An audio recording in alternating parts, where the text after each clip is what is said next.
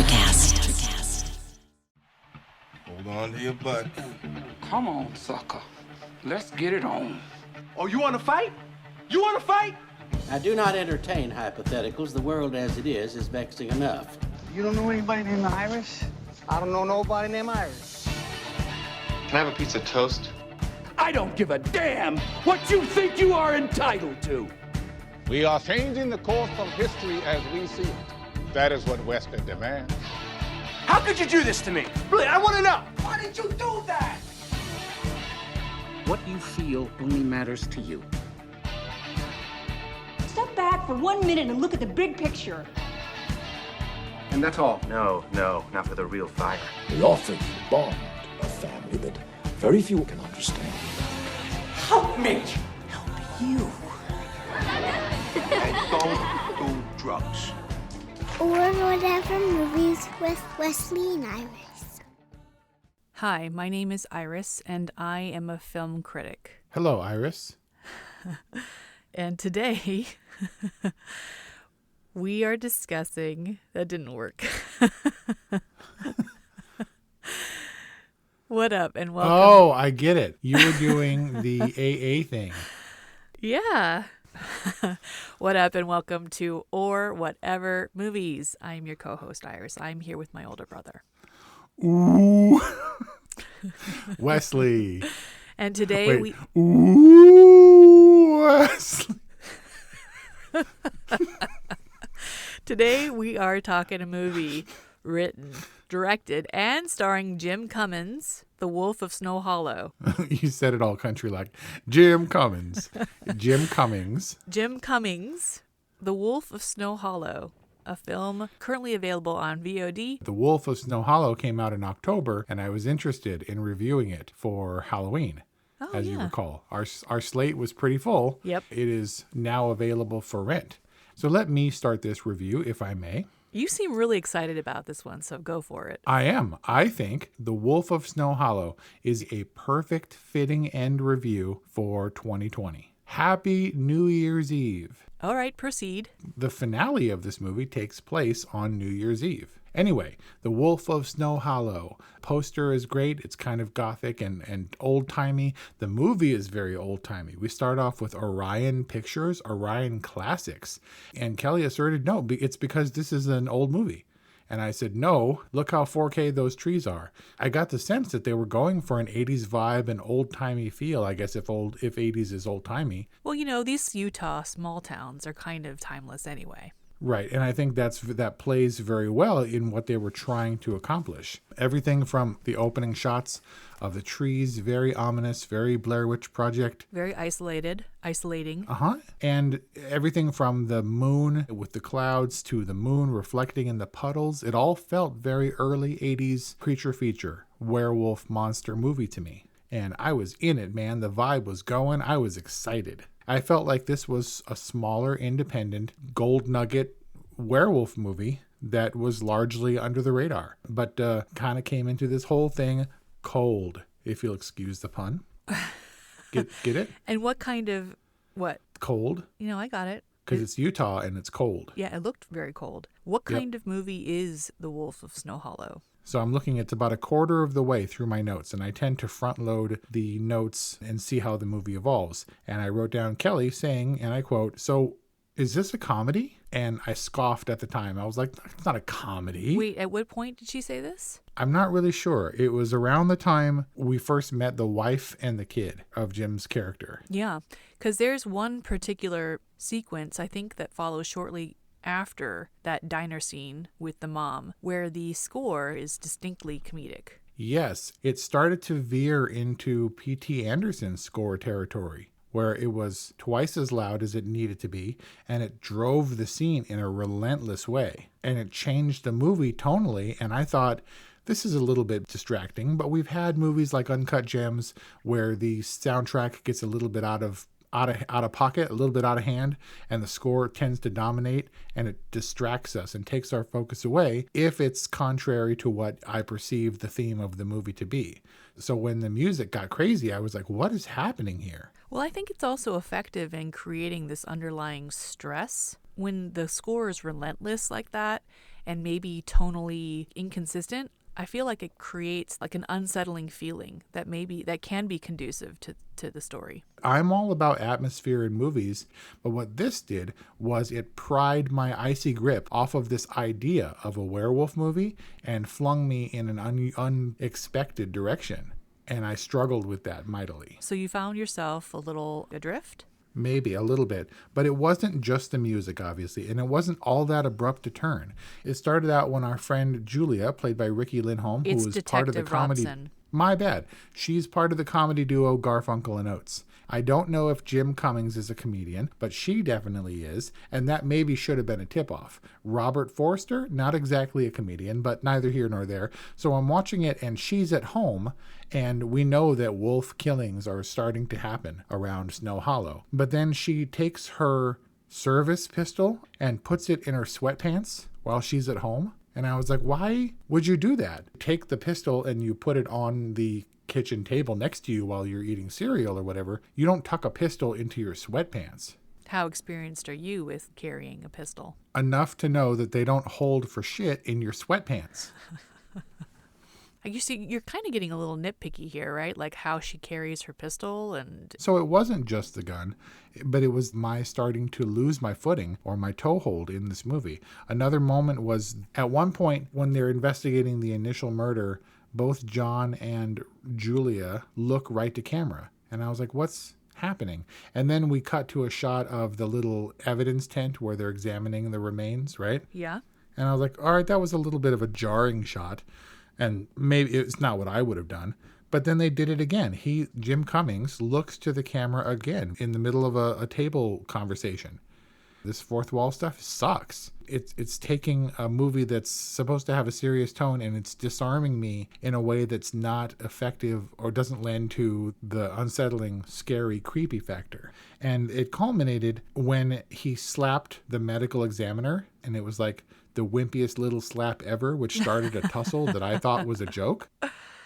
Jim Cummings is the problem. And he started to get manic and yelling at everybody. Yeah. Started to lose his grip. You know, I'm not sure if this is when his drinking kicked back in, but he was definitely stable and didn't read to me as zany when he was in AA.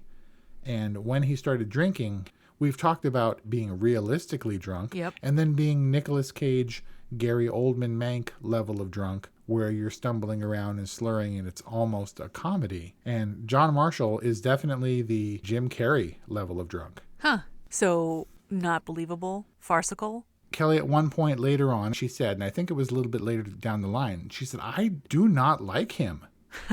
And I thought, who is letting this dude run free? Who's giving this dude rein to let loose in this performance? Well, he's the director. Which I didn't find out until the very end. But it's in the opening credit sequence. Yeah, no, I have no basis for this guy. I didn't know who Jim Cummings was. But story-wise, he has leeway because he's the sheriff's son. Yeah, okay. But tonally, Sheriff Hadley, Robert Forster, set a tone. And even he was not the Robert Forster sheriff that I expected. The grim-faced, practical reality. Even in Utah towns, we occasionally see horrible murders. This is just like the murders we had in the 70s or something. And he wasn't. He was insecure and strangely off-tone for the Robert Forster that I was expecting.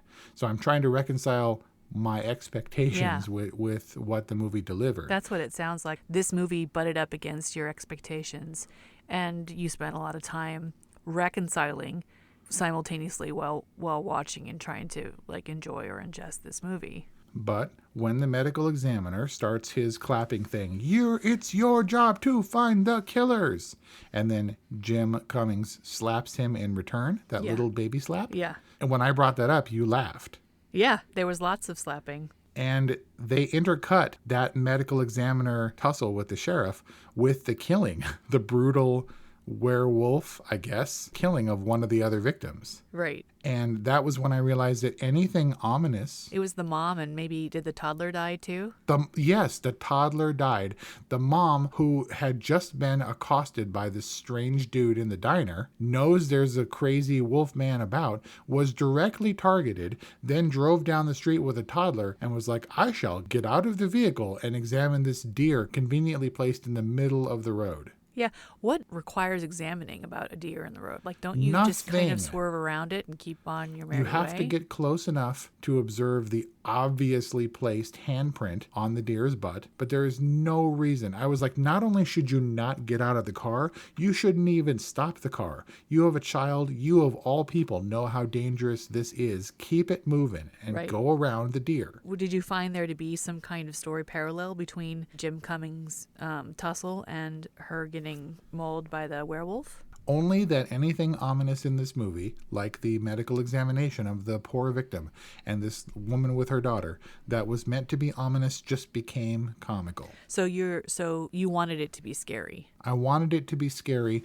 or at least totally comedic. I mean, American Werewolf in London is one of my favorites. That's definitely a horror comedy, and there are very clear moments of horror, and there are very clear moments of levity, and never the twain shall meet. They don't intercut them, and they don't diminish either extreme with the other, and which I think is what they did here. It was successfully done in Tucker and Dale versus Evil. That was definitely a reference point for my conversation about this movie with Brian. And I also think it's very interesting how expectations play into our opinions of The Wolf of Snow Hollow, because it sounds like you went in with a lot of expectations, mostly of the genre itself. And I went in with pretty much no expectations, except that I knew that you were kind of oddly excited about this. And then Brian went in the coldest. Brian literally sat down and was like, what are you watching? And he just sat there and watched this and saw it devolve. And I found his complete dislike for this film to be hilarious. And I'm kind of feeling the same way about your review right now. Brian will be happy to hear this review so far, because he said to me last night, and I paraphrase, if Wesley likes this movie, I will never respect him again. So in trying to balance the elements of scary and funny, and how I can show how ineffective this movie handled that dynamic, it can all be boiled down to the scene with the daughter in her underpants. But when he shows up and sees a werewolf that he unloads his service revolver at and then pulls his daughter out of the car, instead of shoving her into the cruiser and getting her the hell out of there, they have an extended conversation and argument in the middle of the street. Mind you, the daughter is not oblivious. It's not like Dad showed up, saw the werewolf about to creep up to their car and started shooting, and she's like, Dad, what are you doing? You're crazy.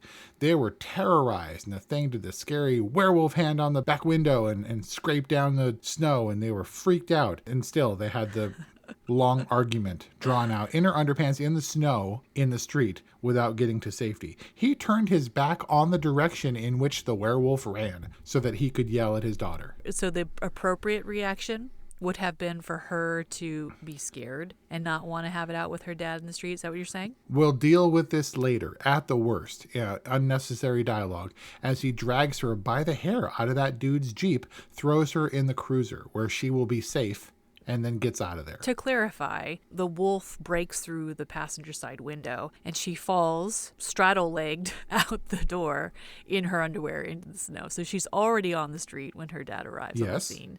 And the werewolf is already down the block by the time he unloads the last round of his pistol. You don't know that. I mean, I'm not saying that I wasn't stressed out. I'm not saying that I wasn't like, get in the car! But it's not so unbelievable that they could have the exchange in relative safety. Okay, but that felt like the wrong decision in a string of wrong decisions.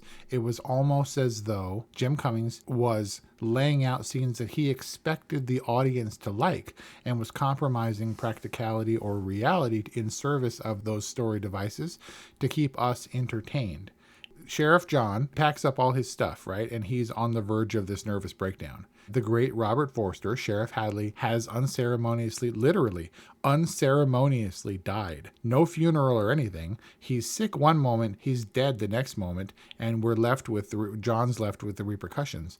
But talk about an ignominious end for the great Robert Forster. Leaves the screen. Doesn't return to this movie at all. I don't think he died during production or anything. Every other character gets a funeral. And so that kind of sucked. But maybe it was the sudden, abrupt departure that's supposed to weigh on us and sort of bother us. I can't tell how much of this was intentional by our director, writer, star, Jim Cummings. But Jim Cummings, the writer, actor, director, has some serious natural werewolfy teeth.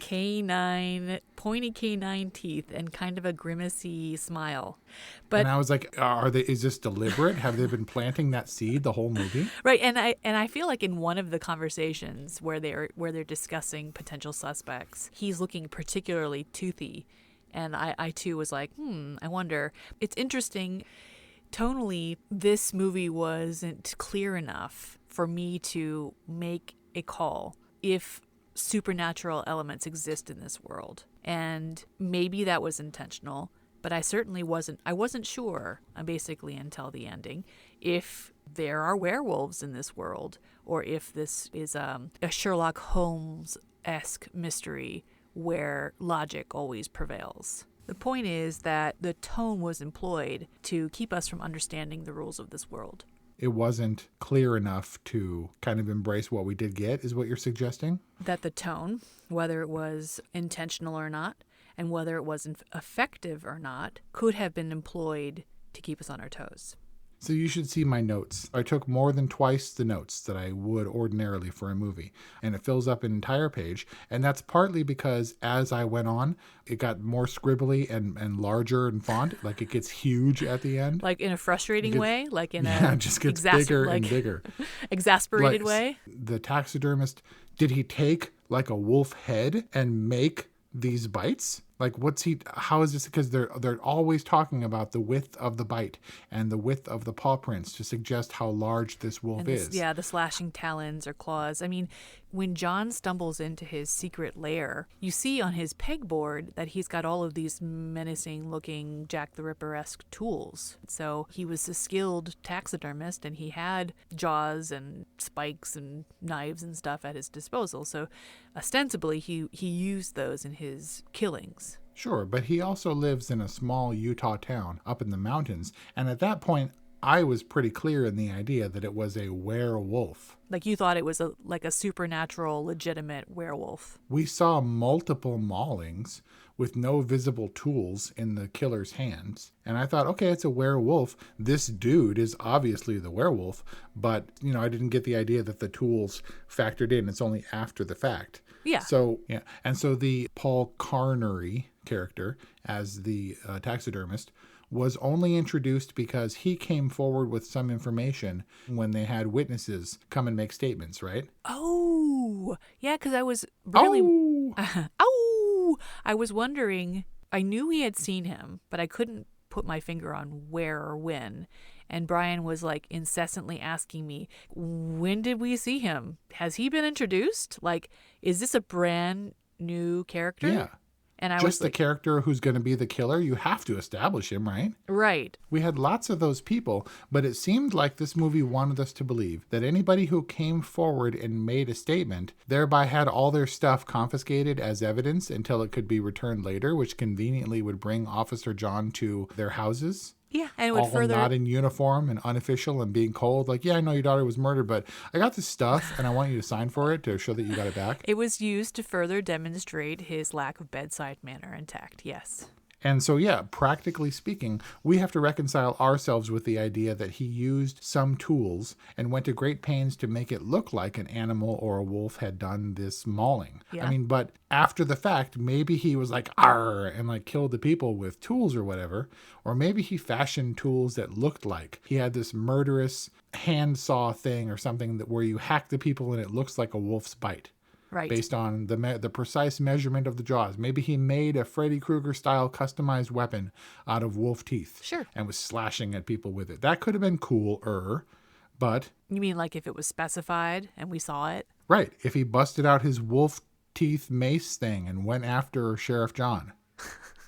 No, and instead he killed he him just in the thing. runs off into the woods. Yeah, got him in the arm, and then he like shot him, and the thing fell into the snow or whatever. And you're like, oh, that's what he was using to kill, because it was obvious when he super awkwardly, for some reason, not being suspicious, like Clarice Starling level naivete, saying, "Could you possibly stand up to your full height, obvious werewolf killer that I've been searching for?" Keeping the door between them in the most innovative, and he's like, darn it, when the door closes, and then he pulls out his gun. It's so confusing the way it was handled, but kind of effective when he rises to his full height, and you're like, damn, that dude's tall. Right. And then 10 seconds after we're clear that he's the werewolf. And then the coverage of Jim Cummings, he looks like itty bitty, and yeah. So all props to the DP for making that an effective shot. But the fact that he somehow made it look like Carnery, that is, made it look like a werewolf attack, or maybe just a wolf attack, a huge wolf after the fact, doesn't account for the fact that in the middle of the attack on one of the women, whatever he does results in her arm being gone immediately. Like, this wasn't done in the bushes afterwards to make it look like a wolf attack. Yeah, he was like, "Arr!" and her arm was gone. In the first attack, which we didn't see, he also, I don't know how you remove like a whole pelvis area or vagina with tools, but the vagina, the vagectomy, dude. But yeah, you know, there are probably machete-like tools that can hack off an arm. Yeah, a machete is actually what I said to Kelly.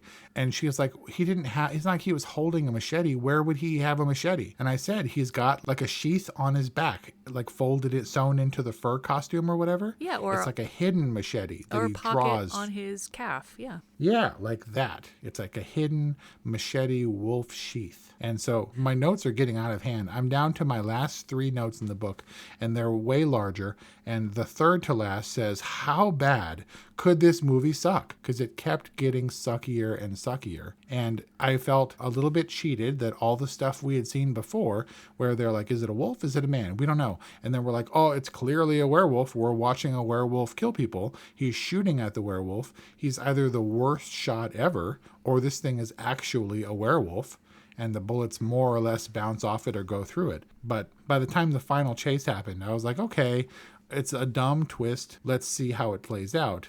I was hoping for something to substantiate or justify taking it in that direction, and seeing him rise to his full height. The idea that, okay, it's not a werewolf, it's a man, and you were duped the whole time. Look at my twist. And we see the dude raised to his full height, and he's in a wolf costume. Even more Silence of the Lambs-iness, right? Where spoiler, not what we thought it was all along, despite all the weird clues placed throughout that it was not what we thought it was. All the misdirects. And so he gets gutted. Yeah. And then goes on a chase. Yep.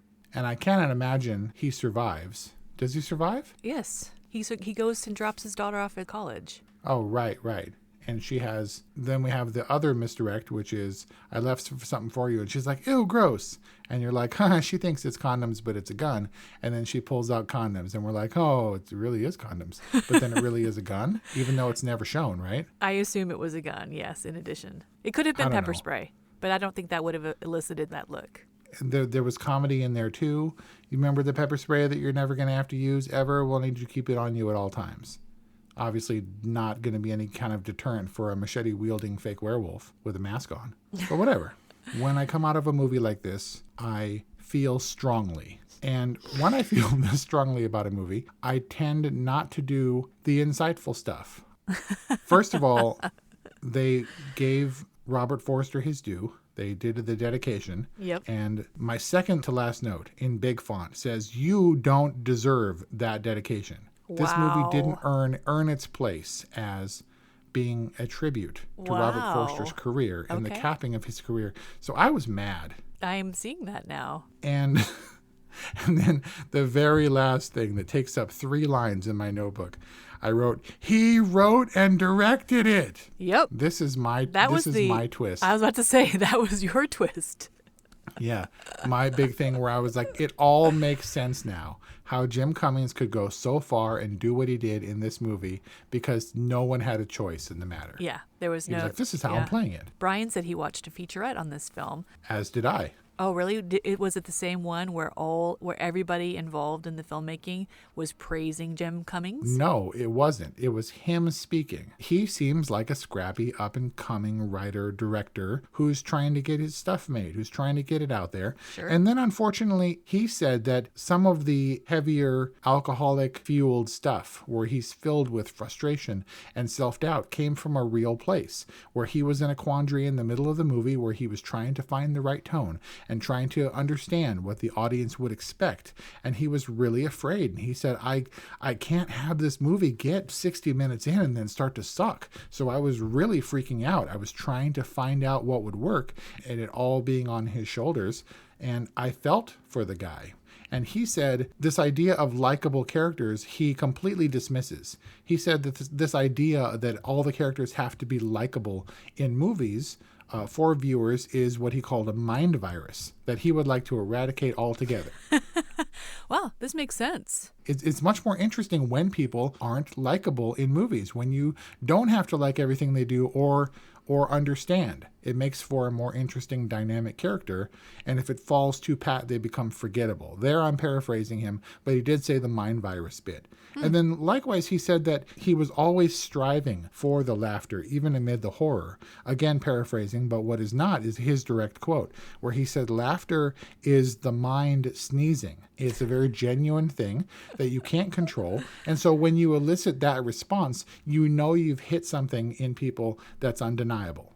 People watch movies by themselves. They don't fake laugh to themselves. They either laugh or they don't. And if you can elicit a real laugh, then you've elicited a genuine response. And that's what he was striving for. Well, it is the best release valve for tension in horror. Sure, if that tension has been appropriately built up to require a release. And so I was like, oh, Jim Cummings is thoughtful and insightful and taking control of this movie and wanting it to be entertaining and working hard to make an ambitious movie based on a really small budget. He talked about little pickups that they did long after the fact that they cheated for almost no money because he really wanted it to feel rounded and complete. And I was like, oh, it's so nice. A person who's really taking all the reins, taking all the responsibility and churning out a movie that hopefully we can enjoy, that he can say was Robert Forster's final film. And I hope I did him justice in his final on-screen appearance. And I'm so sorry, Jim Cummings, you didn't, and your movie sucked.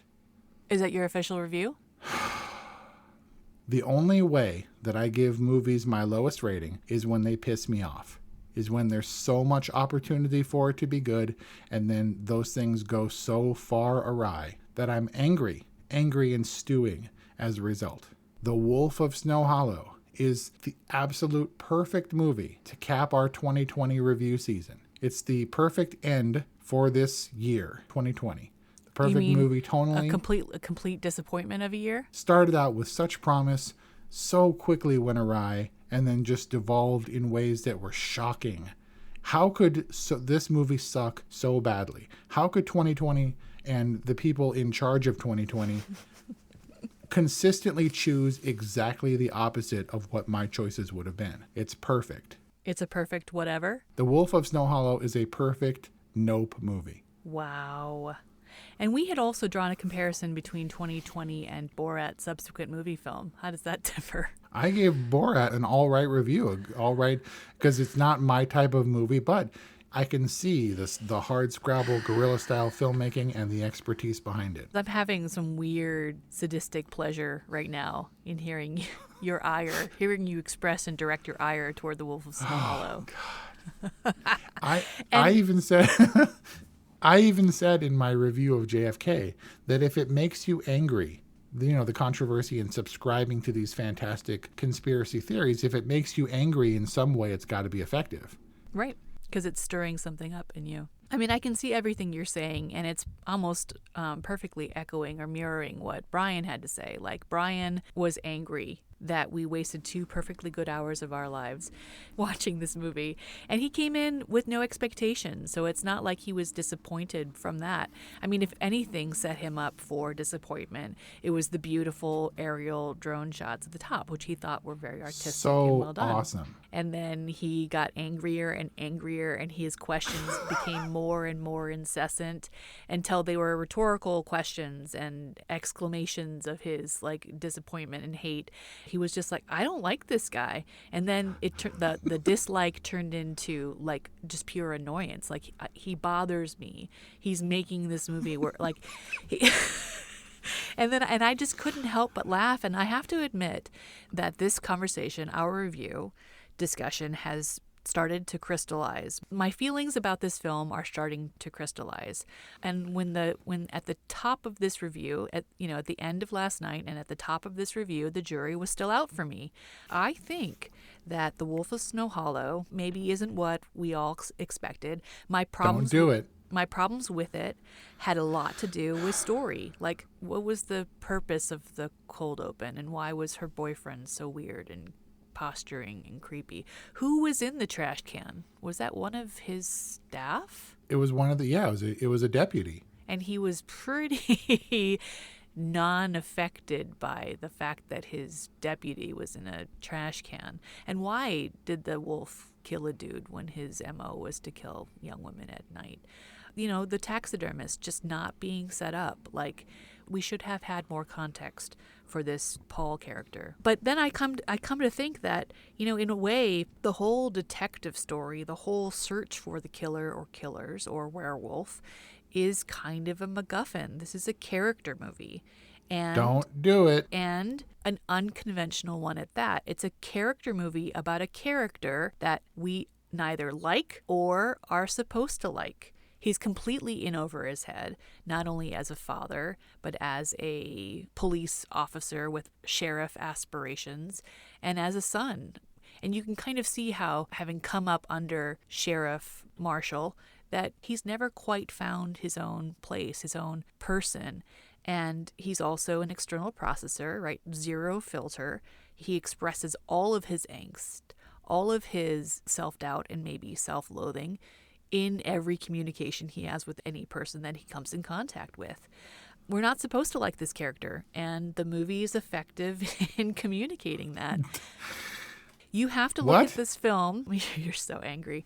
You have to separate the direction, the filmmaking aspect, which is Jim Cummings, and the acting and story, which is John Marshall.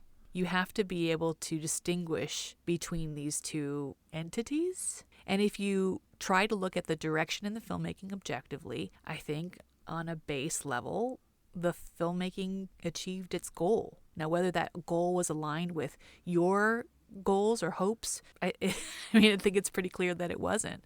And was the acting and the story, effective? I think the acting was effective for what the story was. And the story had some holes. I had some problems with the story itself. Some.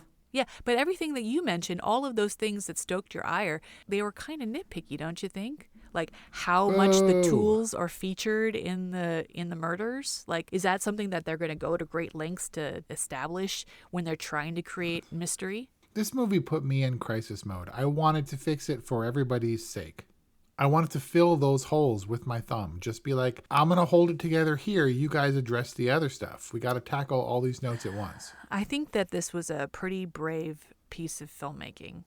I mean, it's all Jim Cummings. He's putting himself out on the line. How can you not respect that? Rhetorical question. So you, Wesley, liked Relic, and you liked that the ideas that went into creating the story of Relic were psychologically interesting. I thought it was boring. I thought that nothing actually happened in Relic, but you found it to be satisfying, especially on an intellectual level. When you talk to me about Jim Cummings' kind of process and thoughts, philosophies around character and story and mind viruses and stuff, I mean, he sounds a little cray-cray, but he also sounds like a person with Don't do this. interesting Don't make ideas. me feel things. I'm firm in my resolve. This movie. I'm just saying this conversation, kind of interesting, kind of nudging The Wolf of Snow Hollow in another direction for me. Now, I cannot say with complete clarity and honesty that my review is not in reaction to your review and to Brian's review, but I'm going to give The Wolf of Snow Hollow a good. I confess that it was a real blow to me to see him seemingly so thoughtful and so taking such responsibility for the movie and trying so hard to make it work. AKA the chick from Relic with a personal story. But he was so earnest and so completely and fully involved.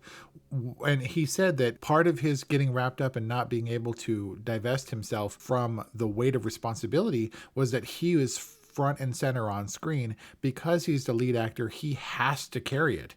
Otherwise he could be, if he blew it, he could be fired as director from another film and someone else, a fixer, could come in, but not Jim Cummings. He's the writer, director, and star, and he can't be replaced. That's what I'm saying. This is a brave piece of filmmaking, dare I say art. I wish it didn't suck. Jim Cummings, you seem like a lovely dude. I'm afraid that your friend Robert Forster is cringing in his grave. I will be curious to follow up with you about this film after you cool off and you get some perspective. Thankfully, I don't own this movie. All I know is when I come at washers like this, it can't be vinegar, man. So it's official? Your last nope of 2020? All of 2020 being a nope. This is just another nope in a long string of nopes. Actually, my first nope in a good long while. And I nope because I love. And I hate this movie because I don't love it. I loved the idea, and then I was crapped upon. So there you got it. One of our most diametrically opposed reviews. The Wolf of Snow Hollow. Nope. No. Are you a nope? Or are you a good? Let us know. 818-835-0473 or whatevermovies@gmail.com. We love to hear from you. Subscribe to our podcast, share our podcast, and do your friends a favor in the new year. Tell them about our podcast. Thank you for listening, and Happy New Year. Ordinarily, I would say Auf Wiedersehen. But since Auf Wiedersehen means until I see you next, and since I never wish to see you again, to you, sir, I say goodbye. Welcome to the Reverie Channel, where entertainment knows no bounds. Live concerts, on-demand music, documentaries, and short films, all in stunning HD. Now on Roku TV, Apple TV, and Amazon Fire. Immerse yourself from home. And on Android and iOS for those on the move. Support creators with crowdfunding donations. Fuel their creativity. Join us in shaping entertainment's future. The Reverie Channel, where every view, every donation matters. Hey there, I'm DC. I host the rock podcast, Back to the Arena, The Interviews. It's about a 30-minute podcast where I talk one-on-one with a band who has released new music. You can find us on all the best podcast sites like Spotify, Apple, Google, iHeartRadio, and more. If you're a rock fan like me, subscribe today to Back to the Arena, The Interviews. Electricast.